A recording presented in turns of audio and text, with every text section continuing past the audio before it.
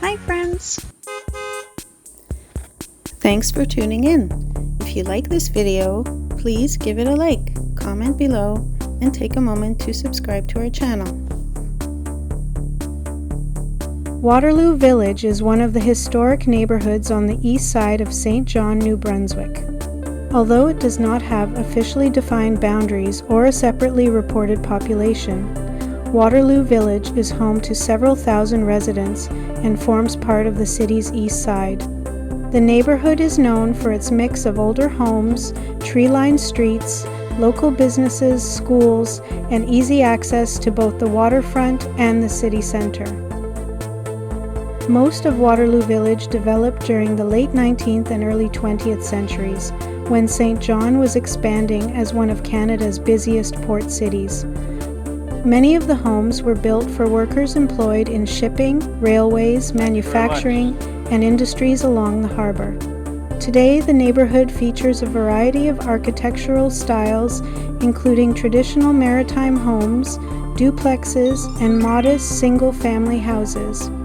Ongoing revitalization efforts have helped preserve many of these older buildings while encouraging new investment in the area. Waterloo Village is conveniently located near several of Saint John's major destinations. Just to the west is the city's Uptown District, known for its historic brick buildings, restaurants, cafes, galleries, and local shops. Nearby Harbour Passage provides a scenic waterfront trail connecting parks, marinas, and public spaces along the harbour. Housing in Waterloo Village is generally more affordable than in many Canadian urban centres. In recent years, detached homes have commonly sold for between $250,000 and $325,000 Canadian dollars, depending on their size, condition, and location. Buyers will also find duplexes, apartments, and renovated heritage homes. This affordability, combined with the neighborhood's central location, has attracted first-time homebuyers, retirees, and investors interested in Saint John's ongoing redevelopment.